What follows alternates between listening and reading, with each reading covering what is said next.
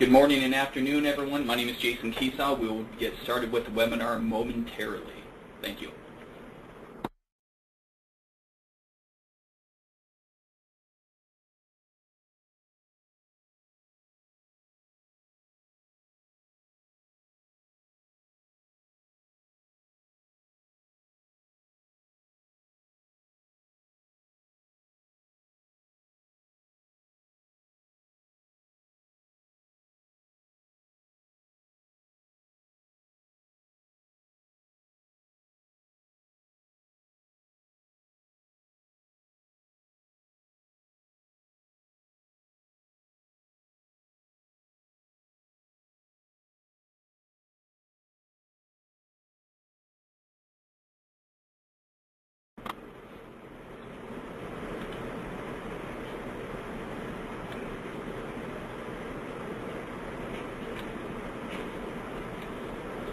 All right, the time is 12:01 Central Time, and we'll go ahead and get started with the webinar. And as people trickle in, hopefully they'll be able to catch up. Today's webinar that we're doing is working as a high-performing team. My name is Jason Keesaw, and I am the Talent and Development Manager here with Merit Senior Living.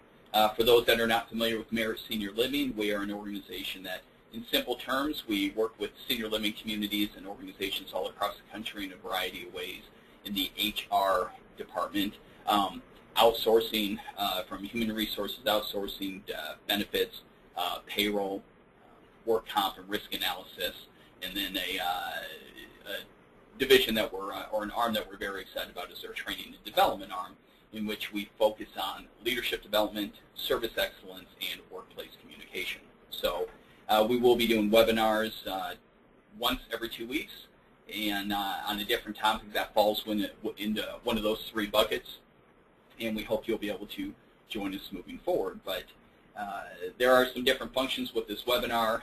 I do have everybody on mute, so that we are not, so that we're not going to have backup noise, things of that nature with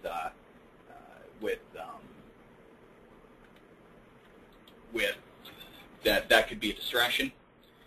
And there is a chat feature. If you have any questions, please ask your questions there. We will, depending on time, I will try to get to them. If not, I believe it's connected to your contact information, so I'll be happy to shoot you an email and or respond to you that way as well. So, but we can go ahead and get started. And again, our program here is working as a high-performing team. Our objectives for the day and for the webinar is we're going to talk about what is a team. We're going to talk about what teams need. We're going to talk about team limiters, stages of team development, team success factors, and key principles of personal needs. So what is a team? A group of individuals working toward a set of shared goals that can be best achieved by the individuals working together effectively.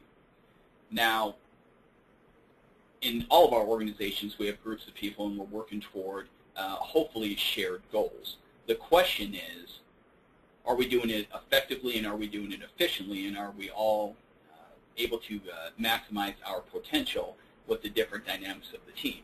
And that's really what we want to get into today. We don't want to be an average team. We want to be a team of high performance. So what do teams need? Teams need a common purpose, and that comes down to mission and values. They need clear goals. They need clear roles. So one of the things I'll challenge you is when you think about your organization, have you clearly defined your mission and goal, your mission and values and your purpose? And has your strategic objective, does your strategic objective reflect those mission and values? Once you do that, it's a lot easier to focus on clear goals and establish clear goals and clear roles. If they are established, are they clearly communicated to the rest of your organization? Does management and leadership buy into it? Are they talking the same talk? It's one thing to have them established. It's another thing for them to be living within your organization. So we can't emphasize this enough, whether it's our personal lives or organizational survival and thriving. We all need missions, values, and purpose. That helps us set the clear goals. That helps us define the clear roles for everybody. If you don't have clear goals and clear roles, this is what you end up with. You end up with employees that are confused. Now, they might not be outwardly confused, but there could be a lot of head junk. If they don't have clear goals, they may be questioning exactly what they're supposed to be doing. Or worse, they may not question at all. They just may move forward with what they think they should be doing. If there's not clear roles, the same thing. They could be doing things that are not as effective, as efficient. They may not be focusing on the right thing. So it's just critical that we focus on clear goals and clear roles when we think about our employees and becoming a high-performance team. High-performing teams, every team deals with adversity and challenge and what we call team limiters. Okay? High-performing teams, these team limiters do not impact them nearly as much. They're more efficient with how they work through them. They're more collaborative, more on the same page. But take 30 seconds or so. There are 19 team limiters on this page. In the comments section or the chat section, tell me how many of the 19 team limiters that you feel like you deal with in your organization or you feel like your team deals with.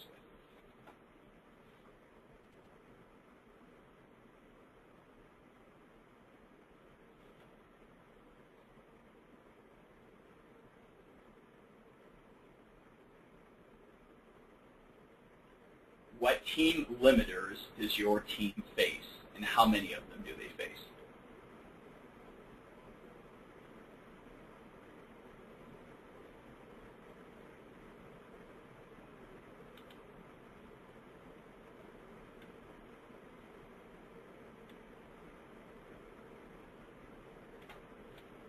We've got budget restrictions, we've got withholding of information, lack of support, quick to judge. Okay, so we've got some that, and as my eyes, as you're looking at the webcam, or if you're looking at that, as my eyes are going into the others, in another direction, I have another screen which I have the some of the comments on here. So we've got a few of you with a handful of them. Some of you have more. So, and that it's not about keeping score here and getting into the details as far as what. Or how bad it is. It's maybe just acknowledging it. Awareness is the first step with this. And but these are things that stress comes along and we're faced to deal with it. But are we sent back and diagnosing the stress properly? And are we working together as a team to figure it out properly? Are we looking for root causes, or are we taking superficial reasons to why some things might not or may not be happening? And how is leadership communicating that? So a lot of dynamics that come with these team limiters.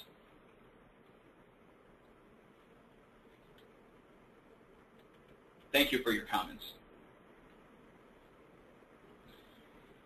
Team limiters impact which stage of team development your team is in. So DDI says that there's 4 stages of team development here. We have SMART, SPIN, Stabilize, and SOAR. Okay? And again, a high-performance team is going to fall in the SOAR area, where teams that are not as efficient and just flat out not as high-performing may be struggling in one of the 3 previous stages. Well, let's take a look at what they are. What happens in each stage? We have the start stage. In the start stage, people are becoming familiar with each other. They're getting to know each other. They're starting to get an idea of other team member skills and attitudes. They're starting to figure out what their role and responsibilities are, what tasks they should be doing. They're testing each other along this way. If it's a new team, there's probably a surface level of trust. They're probably playing the game, being very politically correct, because you have to get along with people, and that's what you do. But as time goes on, they're going to start to test each other's attitudes and commitments about things. And if differences of handling things occur, if differences in how to do things occur, different personalities, that could create conflict and could create some disengagement and some dysfunction within your team. Problems tend to come up that are not related to the task at hand necessarily. So as a manager or leader with new teams, you may be dealing with dynamics that just really don't contribute to the bigger goal, but your job is to get everybody on board to be able to focus on the bigger goal. But this is typically what the start stage starts off with. And also part of being the start stage is being unaware of who's in charge and who or what everyone is supposed to be doing. So there's a little bit of insecurity, indecision around that. Then we move into the spin. Individual and team goals may be unrealistic. They may not be working together very effectively, and there may be a dependency upon certain people's ideas and experiences within the group. Competition for control, and a demonstration of personal competence and value. So we're still in kind of a survival stage here of people are trying to show what they can do. They're not taking each other into consideration as much. They want to make sure that they are seen in a favorable light, and that's not necessarily creating win-wins. You know, high-performing teams, when they come together, they're looking for the win-win, and one of the wins is what the organizational goals are and what the goals of the team is and what the task at hand is. The other win is how does it benefit them as well. Well, when they're in the spin stage, there's a little bit of insecurity and a little bit of survival in there to where people kind of stick with, they're kind of thinking about themselves, they're playing the game, they want to accomplish the company goals, but they're kind of pushing their, making sure that they're finding a win for themselves. There may be a struggle with expectations versus reality there. So the spin is very much about operating under trial and error, and there could be a lot of wasted effort in this. Nonetheless, it's a stage that teams go through. The third stage is stabilize. Now, stabilize, I mean, if you think about insecurity and lack of stability moving to stability, this is a very positive thing. Where things may be a little unstable and rocky, it tends to level itself out. You're still dealing with challenges, but you're making progress. People are starting to value and build upon others' ideas. Feedback, giving it and receiving it, there's higher appreciation there. There's more attention to the team's mission and values, ground rules, and people are starting to recognize the differences and not feel threatened and not judge them. Okay, everybody has strengths and weaknesses. When we're in this stage, we're starting to realize, you know what, we do have a goal to reach here, and people have different skills to reach the goal, and we need to be appreciative of that and value that and really support each other. They're starting to collaborate more effectively to achieve the results for the organization. The final stage is soar, and this is where ideally the high-performing team lives in the soar stage. They're working together to diagnose and overcome challenges. There's pride in individual and team goals. I'm seeing people giving each other high fives when things happen. You know, they're not stuck in their individual zone. They're not jealous or bitter when other people are having success. They're at a point right now where it makes the team feel good when individuals achieve because they know they're getting closer to the bigger goal. There's a higher level of skill and competency regarding the efforts that are being put forward and the goals being achieved. There's more of a flow of how things are working out. There's an expectation and demonstration of top performance. Now you think about, contrary to the previous stages, the idea of top performance is important. The idea of reaching goals is important, but do they have that expectation for each other? And are each of them taking the responsibility on themselves of demonstrating it so that everybody's doing their part to reach that top performance? And then the other thing, which kind of goes along with the pride of individual and team goals, there's celebration of team success. So that is, the high-performing team is in the soar stage. If you have a team, that is the stage that you want to get to. When you're in the soar stage, those team limiters that were on the screen a few minutes ago, they're just not that big of a deal. They're valid, but they don't hold the team back as much, and they're overcome and handled much more effectively. So, how do you go from start to soar? DDI has identified 6 team success factors that need to be present. There needs to be a focus on these success factors for members of the team. We need to focus on results, commitment, communication, process, and trust. These need to be present. So when we're talking about results, a clear focus on the team's purpose and goals. Now, in order for that to happen, there needs to be clear goals and purpose, and they need to be communicated down from leadership to give team members the ability to learn them and appreciate them. So a clear focus on team's purpose and goals. Commitment. and this is really a question of attitude with team members. You know if they're 100% committed. You know if they're willing to go above and beyond for whatever the goal is. You know, when we're talking about, I love the senior living industry, and we feel very fortunate to work in it because there's a different, the results are different and the mission is different, but the commitment is great. Like, people are fulfilling a purpose here. They're changing lives as they are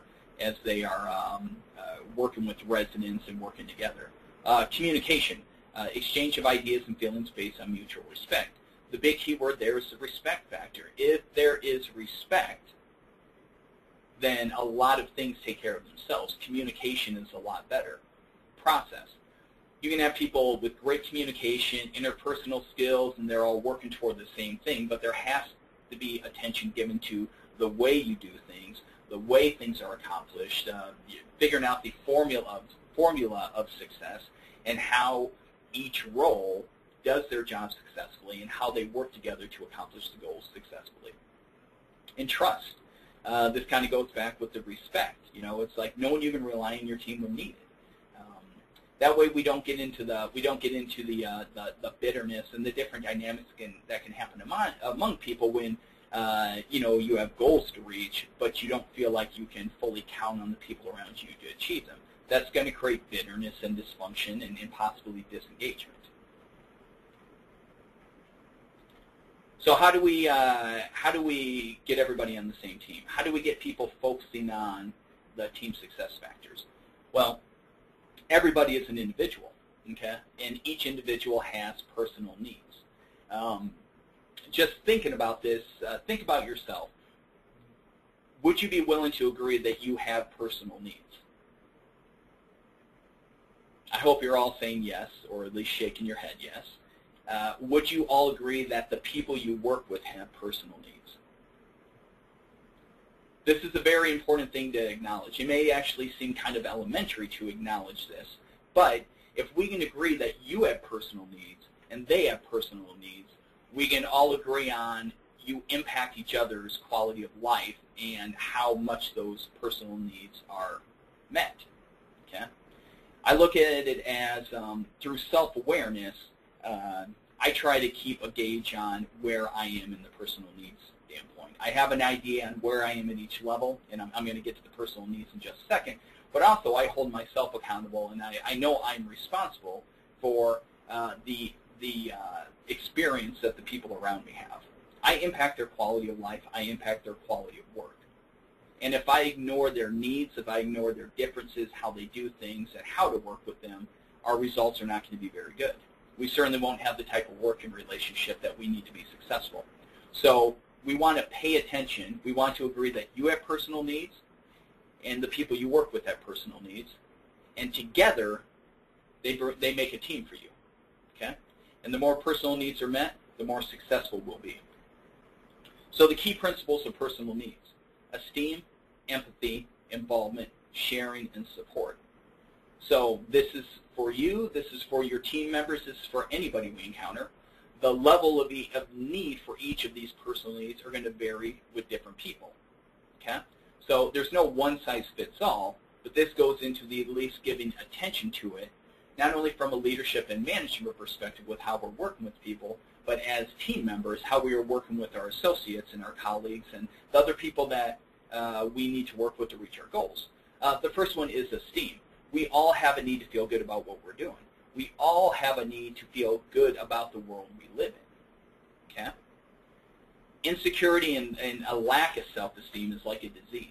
It just eats away at you, and it stops you from accomplishment. It stops you from dreaming and discovering of what the world can offer and what you can do to get a piece of that pie. It's paralyzing. So we each have a need to feel good about what we are doing. The people we work with have that same need. So when we're looking at the people we work with and our team members, or the people we're responsible for motivating and leading, how are we building their self-esteem? Okay? If you have 10 people on the team and all of their self-esteem is at a healthy place, how productive will they be? We all have a need, number two, we all have a need for empathy. We have a need for relationship and understanding. We have a need for people to understand us. we tend to gravitate toward people that share similar values and that we can see that are alike us in different ways. This is an instant connector with building relationship with people. Telling people you understand what they're going through, you can relate to what they're talking about, you've been through it, sharing stories on how you have overcome the same thing is going to build trust. And it doesn't have to be a big involved thing. Just letting people know that you understand what they are saying and where they are coming from can speak volumes in building relationship and trust and respect. Involvement. People want to feel valued. Asking people for their opinion, asking people if they can help out in a certain thing, being mindful and respectful of their time and their duties, but getting them involved. That will help them feel valued. That will help them feel like not only value from the bigger picture organizational standpoint, but you value them. If you feel like your teammates value and the people that you report to value, doesn't that do something to you inside? Doesn't that raise your esteem a bit? So get people involved, even simply just asking their opinion of something. Sharing. Sharing works two different ways here. One, when the people around us share things, share their feelings and opinions and rationale in a genuine manner, that's trust and relationship building. That's respect building. If we are given the opportunity to share our opinions and feelings about things, that gives us security and makes us feel valued. It helps us build that relationship knowing that somebody cares about what we are thinking. Okay? And finally, support. Now, support is not rescuing somebody from a problem. Support is not taking over. Support is simply doing what you need to do to help the person overcome whatever challenge without removing the responsibility from them. At the end of the day, we are all accountable for the jobs we have, but it's nice to have support in doing it. Even if somebody doesn't know what the heck they're talking about or they have no expertise in the specific role I'm responsible for, just knowing somebody has my back will make me feel better and raise my potential and productivity. So we all have personal needs, and DDI identifies that 5 of the personal needs we have are esteem, empathy, involvement, sharing, and support. So as you have your daily interactions, think about these things when you're working with people. Looks like we have about 5 minutes left, so let's recap on this. And we're going to kind of work our way backwards from the slide we just looked at, painting the picture to the front. When the personal needs of team members are met, this will give them greater security and confidence. Okay? We all need to feel secure and confident about the world we live in. That is where we will be at our best. Security and confidence will increase your team members' ability to think more interdependently and focus on things like team success factors. When people deal with insecurity and they're not confident, they tend to resort more to survival and independent thinking. How are they going to do it? How are they going to get through it? How are they going to survive? They're not thinking big picture as far as other people in the teams to a level that where it's at its healthiest. Hitting the personal needs, building that confidence in people, giving them the freedom to think about the bigger picture things, team harmony, how to work with other people, putting other people before themselves, and really focusing on those team factors are important. The sooner your team is able to focus on the team success factors, the faster they will move through the stages of team development from start to soar. Again, you have people that are confident, they're able to think about bigger picture things like the team success factors, the results, the commitment, communication process, and the trust dynamic with each other. And now you're going to start to see issues and challenges and dynamics improve. Things are going to be resolved more efficiently, goals are going to be handled differently, everybody's attitude will be different, and slowly but surely you will move into a higher stage. And when teams are in soaring stage, with team limiters reduced, and if they're present, they're just handled differently and more effectively, more efficiently, as I said. And kind of playing off the definition at the beginning as what is a team that soars is a group of individuals working together effectively toward a set of shared goals. Individuals working together effectively. high-performing teams are individuals that work together effectively toward a set of shared goals. And that's the goal of this. We do have a few minutes left if anybody has any questions. I know that's kind of lots of information in a short period of time. We'll be happy to answer any questions and respond to emails or whatnot. All my contact information is right there. You can email me, give me a call. Like I said, we do these webinars every 2 weeks at this time, 12 Central Standard Time, every 2 weeks on Tuesdays. And you can see our webinar schedule at seniorlivingleadership.com. You can take a look at the different things that we offer and different programs that we offer and see if any really speak to your needs. And if you want to have a follow-up conversation, please let us know. We do have one question. We're in between spin and stabilize. What would you recommend we keep doing to move towards stabilization? Well, if we look at the spin is operating under trial and error with a lot of wasted efforts. And I can actually go back to, if we're going to look at the spin stage,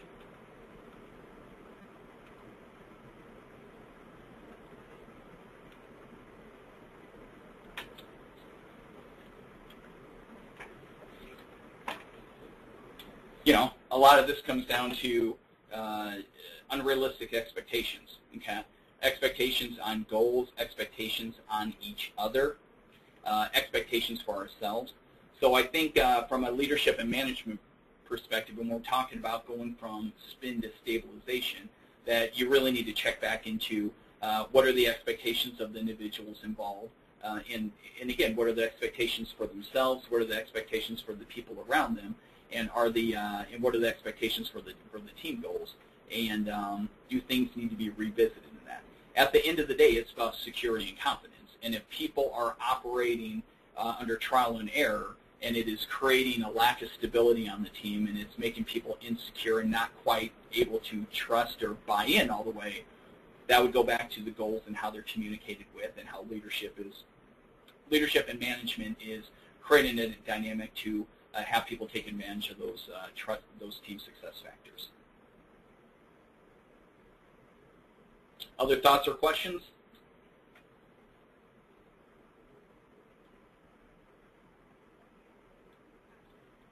All right, well, I would like to thank everybody for your time today. I hope you found the information valuable.